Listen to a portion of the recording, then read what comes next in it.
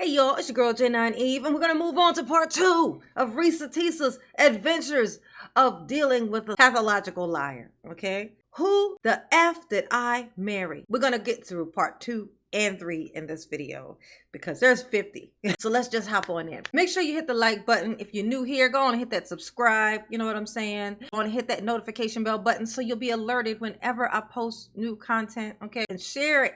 If you like it, share it with somebody else. Don't be stingy. Don't be greedy. What's up, Tisa? What happened now? What's done happened now? All right. Who the fuck did I marry? Part 2. So we both put on the table what it is that we wanted.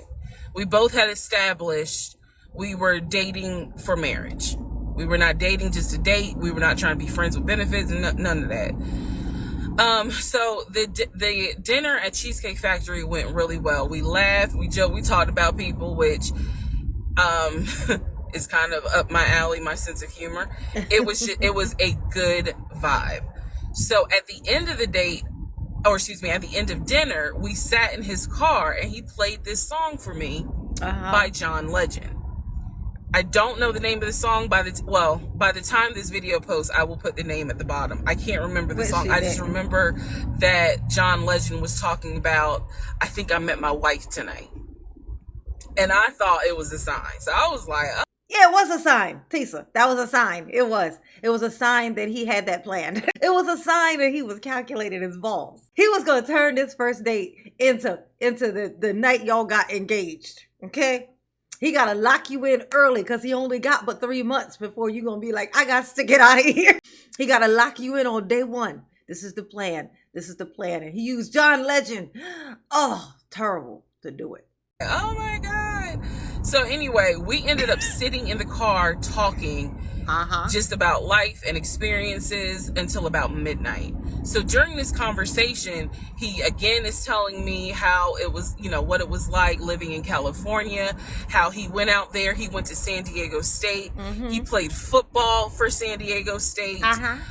He talked about how, life, he loved it out there, so he stayed. That's when he joined the company.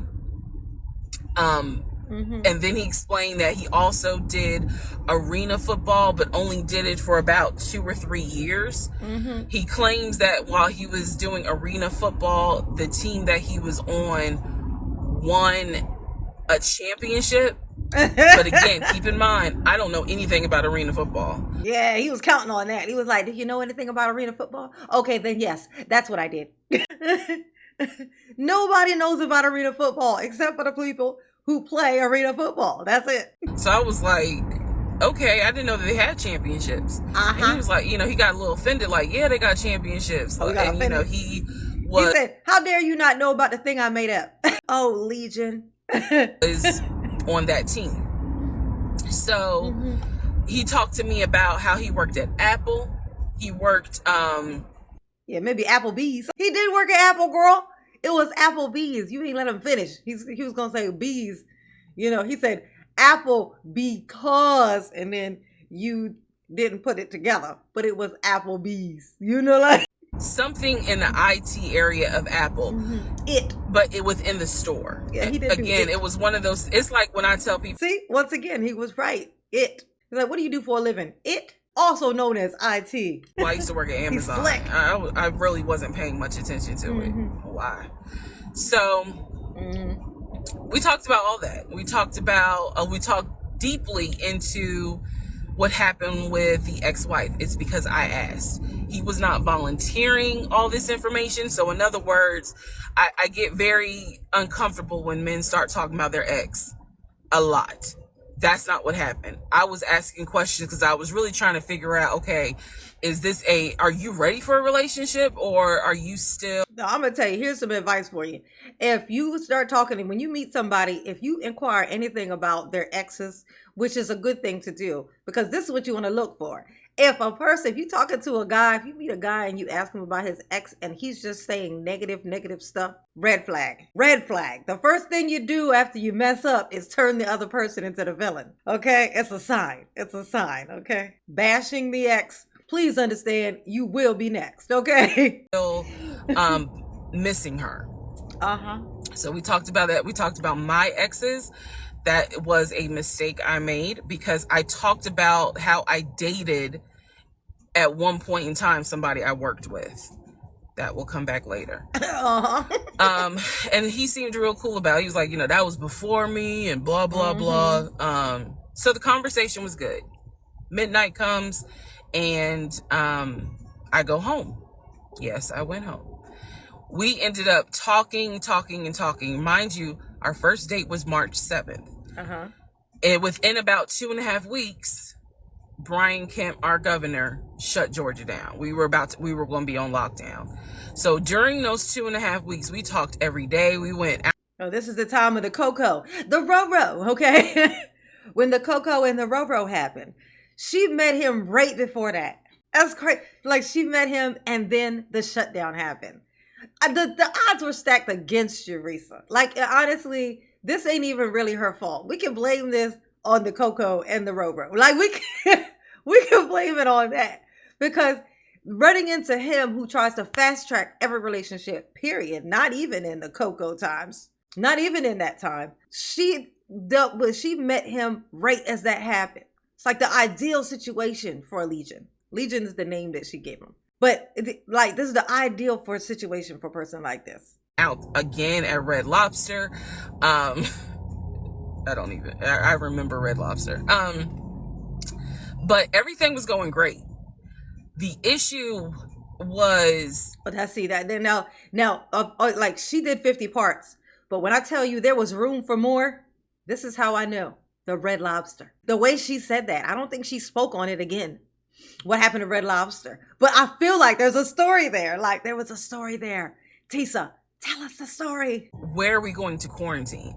So the question was, are we going to quarantine at his place? Which he had like a studio type of situation. Like, it clearly, where he was staying, I was like, it's like a studio apartment. But he kept telling me, like, this is temporary because I'm looking for a house. Like, he showed me the email from a woman who worked at the company where she was out on maternity leave, but she was putting him in contact with a realtor to help him find a townhome or a single family house. So I was just like, okay, this is definitely temporary. Like, he's not trying to stay here long term.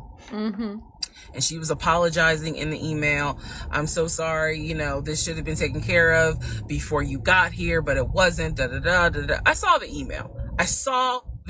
I read it. I read the email. So the decision was, we're going to quarantine at the studio, or are we going to quarantine in my house? First mistake I made. Well, there's a lot, but this was a mistake I made. So, ladies, caution moment. Okay. During one of our dates, because keep in mind, in those 2 weeks, we were seeing each other quite a bit. Nothing physical or anything like that. Hold up. Before she gets into this part, I want to say this. When I first moved down here, my sister also did. And I remember this situation that had happened. She had met this guy. She always would meet people online. I was like, how she met people? Well, blackpeoplemeet.com, actually, to be specific, to those who can relate. Okay. She met this guy there, right? And, she went out with him, whatever. Turns out he said he worked at a bank. Of course, he was like this higher up at this bank, clearly, because he said he made like over $100,000 a year. That's what he told her. Okay. Now, turns out he lived in this apartment, was staying in this apartment. Now, at this point, I had a friend who worked at that apartment complex as like a maintenance person. Now, he told me, like when I went there, I had already been to that apartment complex before. Like, I had went there, like, would hang out there at apartments. I was very bored when I first got down here. I would hang out at apartments when he'd be in there painting and shit. And turns out, the first time I went with her and she went to his place, it was the same fucking apartment. It was in like Decatur, I think it was in Decatur. And he lived in that same apartment complex. I remember asking him, because I saw his car, because she kept talking about how he made over $100,000 a year. And I was like, oh, wow, when I seen this apartment, I was like, these apartments are pretty cheap. Like, and so I asked him, I was like, how much does he pay for this apartment? Like, how much is this apartment? Like, and he told me, I was like, that's weird. That's weird. And it was like, it was a 1 bedroom, little tiny little thing. He didn't have a bed in it. He just had like blankets on the floor. I remember I went in with her this one day because she came back with me. I rode down there with her. She came back with him, so she didn't stay. So, but he had like blankets out on the floor. He didn't even have not even an air mattress. A guy now who makes $100,000 a year. Okay. So, and he didn't just move in this week or something. That's not what happened. So we go down there this one time. I'm thinking we're going to ride with him. We were all going to go downtown, a concert. It was like a concert of some sort, like something like a concert. And when we went down there to his house, he then came out. I'm thinking we're going to ride with him. This is when I saw his car. He had a car that was sitting in a situation I'd never seen before. 3 donuts. This thing had 3 donuts on it. Ever seen a car riding on 3 donuts? Me neither. Guess what he does? He insists on driving in my sister's Mustang. Well, she drove a Mustang. New. But he wanted to drive though. So he hops in the driver's seat of her car. Now, from this day on, I kept telling her, he don't make $100,000. He lying. He lying. She was like, yes, he do. Yes, he do. And guess who was right? He was a liar. Okay? A liar. This is Atlanta, y'all. That's why I say you don't date in Atlanta. Okay? And he wasn't from here, just like I told y'all. Just 2 people who I thought were really on some, all right, let's see if this is going to grow into something. Mm-hmm. He came to my house. When he came to my house, I had a 3-bedroom, 2.5 bath townhome. Ain't that something? He was in the studio. Now, I'm telling you guys all of this in order of how it happened. So some things I'm probably going to insert what I was thinking and the mistake I made. Can I turn this off? No. Okay, I still need that. And I say that to say that I did not realize inviting him to my home probably made his eyes go, oh shit, she's a keeper. She got this 3-bedroom, 2.5 bath townhouse. Yep. And I'm in like a little studio. Mm-hmm. Yeah, let me go ahead and pursue this. What I need to do to quarantine here. Uh-huh. The decision was made, quarantine at my house. I bet it was. The state went on lockdown. He came and stayed with me in my home. And for the most part, in the initial beginning, it was fine. It was fine. The reason why I hesitate is because I grew up in the church. So for me, it was really like an internal struggle of, bruh, you always said you would never live with a guy unless he was your husband. And now you living with a dude and he ain't your husband. Like, yeah, that's that Coco Roro times. Uh-huh. It was all stacked against you. I still wouldn't have done it. I'd have been like, I see you when it's over, bro. High five. You ain't coming over here just because there's some flu in the air. Hell no. Mm-mm. It was a struggle for me because I knew better. And don't come for me. I'm just telling you the way I grew up. It was like that. It was not sitting right with me. But at the same time, I didn't want to quarantine by myself. I did not want to. So I love that. There we go. So he moved in. We talked about the bills. Let me clear something up that I said in the other video where I said he paid all the bills. He paid all the household bills. He did not pay my car payment, my cell phone, or my car insurance. He paid the rent because my rent at the time was less than $1,000. He paid the utility bills.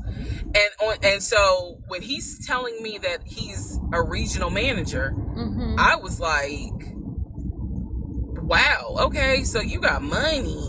And so he paid all the household bills. And so he paid the rent. So all he actually had to do, because he paid the rent, she was able to use her money that she made, that she used to use for rent and all this stuff. She was able to use that to do all these extra things that she wants to do.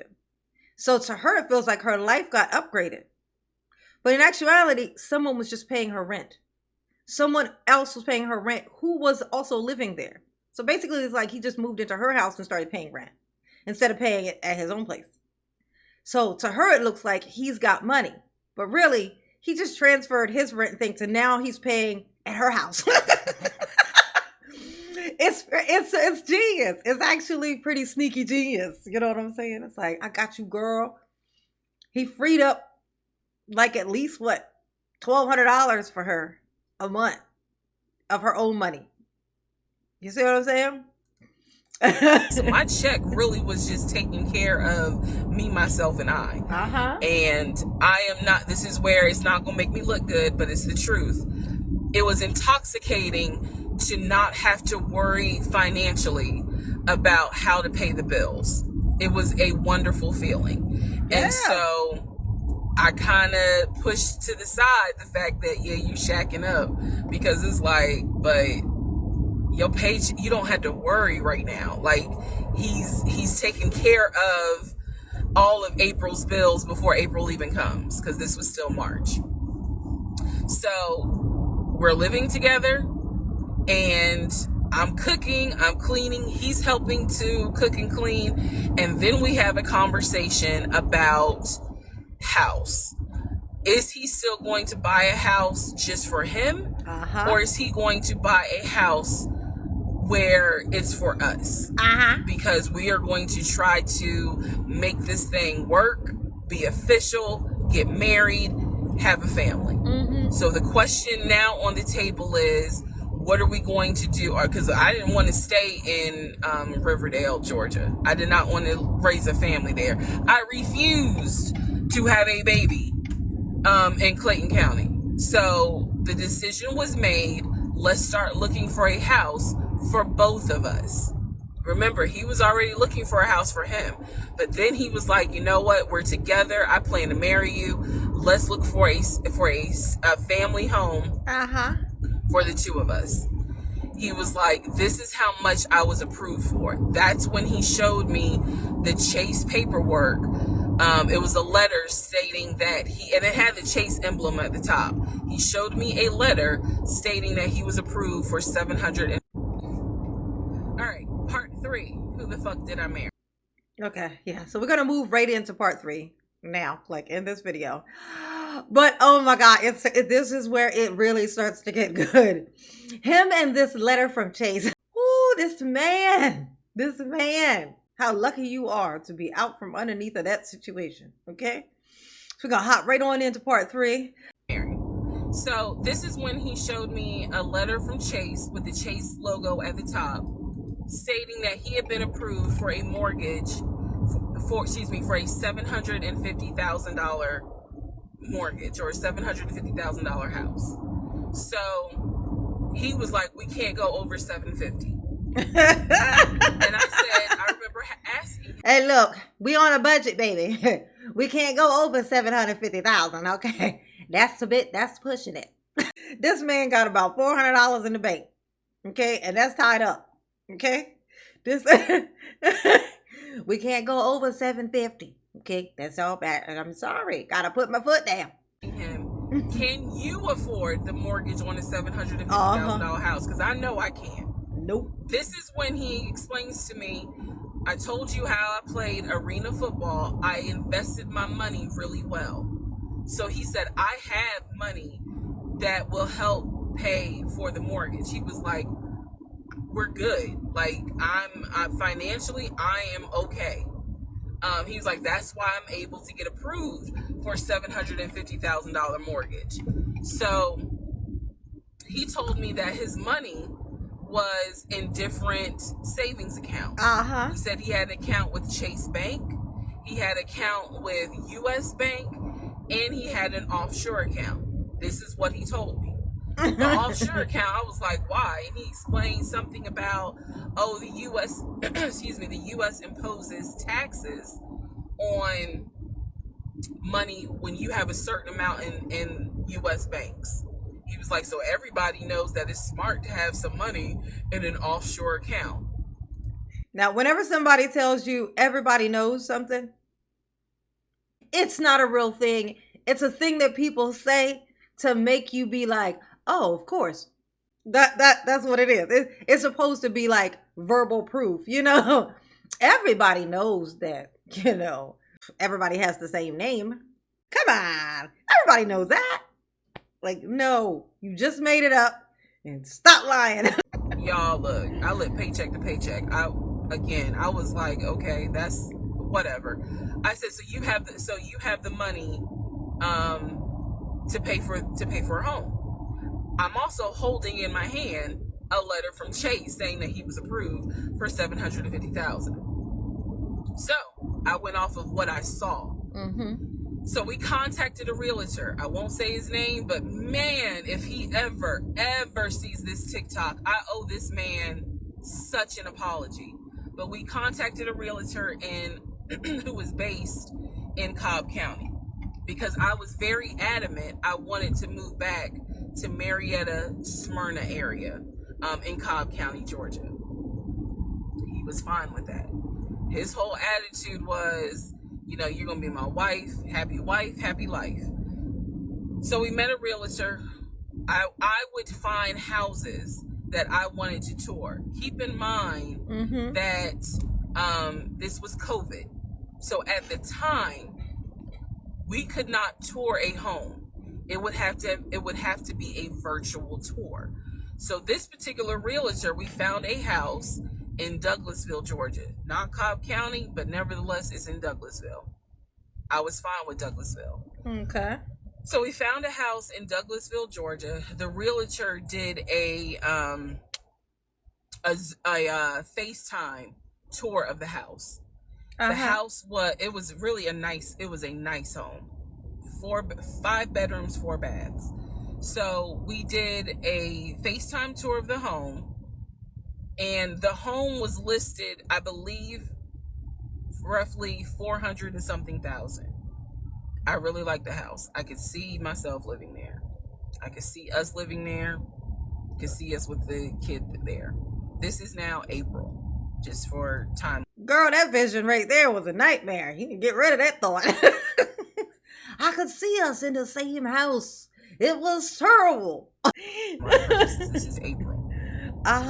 So he really liked the house. He was like, you know what, we'll put an offer in. Yeah, we'll put an offer in. Like, if you like it, because again, it was COVID, we weren't going to be able to see the house in person because the family still lived there. So he said, I'll put an offer in. We'll see if it's accepted. I said, okay. So he puts an offer in. He's telling me he put an offer in. I need to clarify some things he told me and the things that I actually saw. Okay. So for this house in Douglasville, he told me he was putting an offer in. The realtor would call me, because one thing that the realtor told us, he was like, if the woman likes the house, typically the house is going to get bought. So he kind of dealt with me a bit more than he did my ex-husband. And again, this is April 2020. This is before we got married. So At the time, he was my boyfriend. So the realtor was calling me and was like, hey, you know, I put the offer in, and what they're asking for is proof of funds. Okay, here we go. And I did not know anything at this. Oh, I love the proof of funds. The proof of funds is one of my favorites. Time about buying a house. So I was like, hey, you probably need to talk to him, because I'm not even listed on the mortgage. Like, from the paperwork I saw, it was only in his name. So he called him. I guess they talked. I was not there, but I'm assuming that they had talked. So the boyfriend is coming, my ex is coming home saying, yeah, I talked to so-and-so. I sent him over the paperwork. The offer was approved, and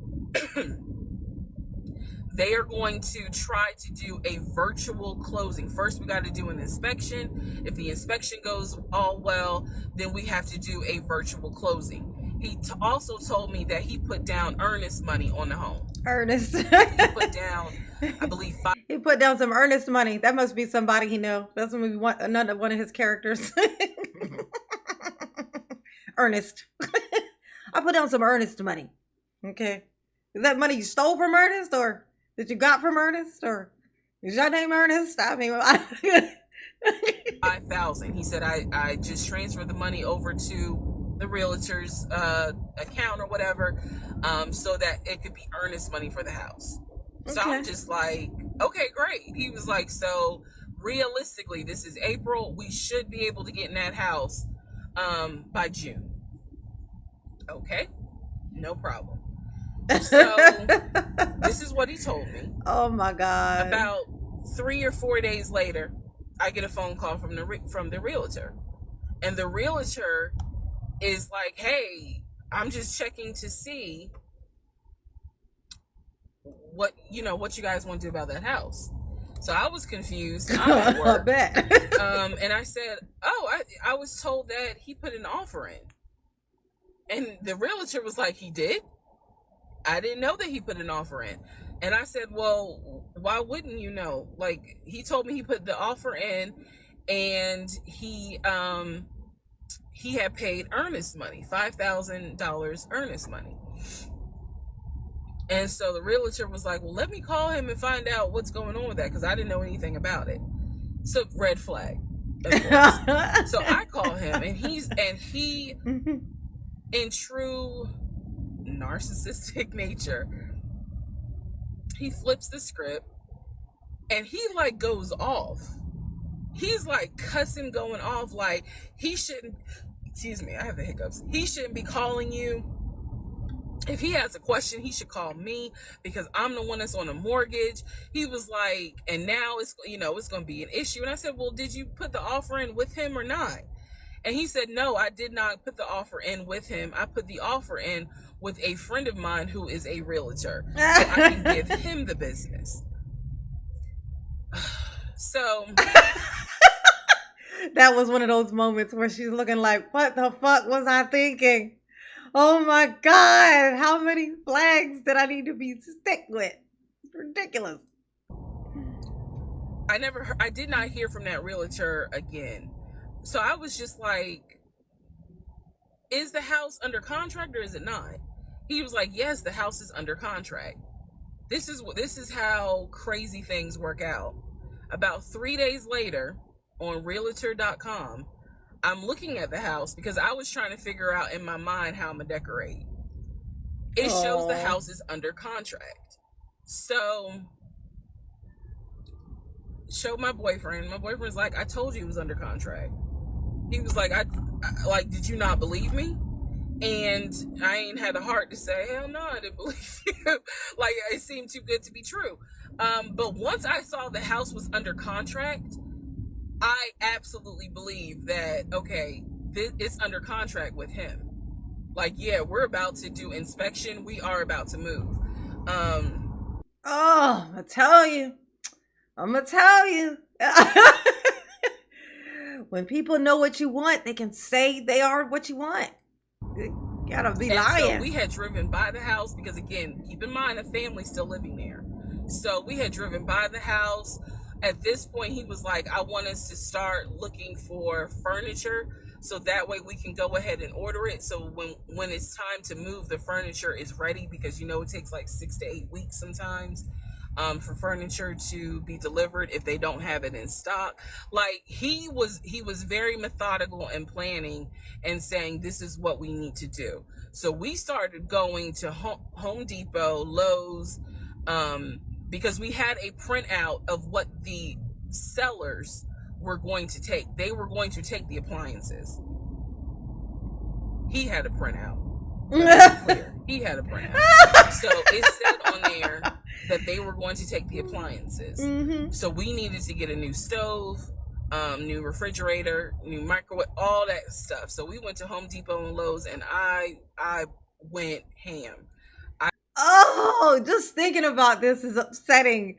Like, he's in a store with her, like, yeah, we just need to pick out whatever. Just whatever you want.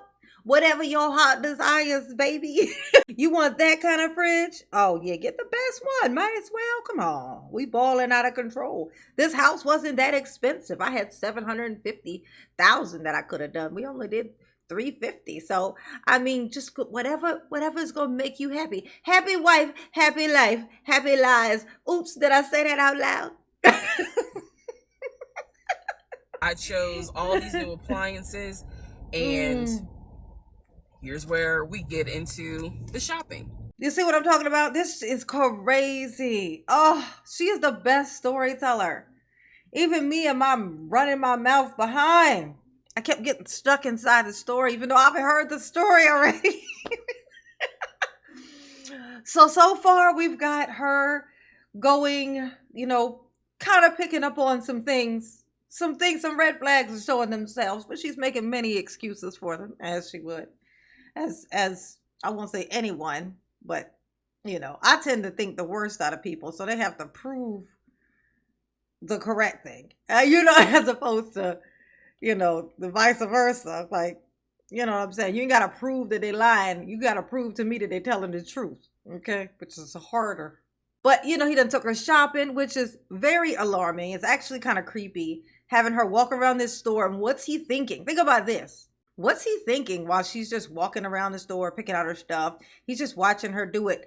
She doesn't know. She's thinking she's doing what she's doing, picking out stuff for the house that they're about to get, that she's about to move into, imagining what it's all going to look like. He, on the other hand, knows none of this is happening. This furniture stuff we're picking out is never making it out of the store, at least not for them.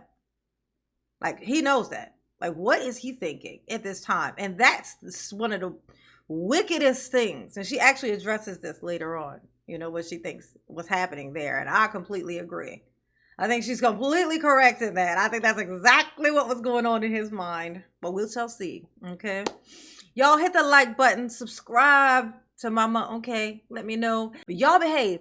I'm not going to do it. Okay. I just don't know how. And I'm too old to learn new tricks. Okay. But mama love you though. Yes, you do. Peace.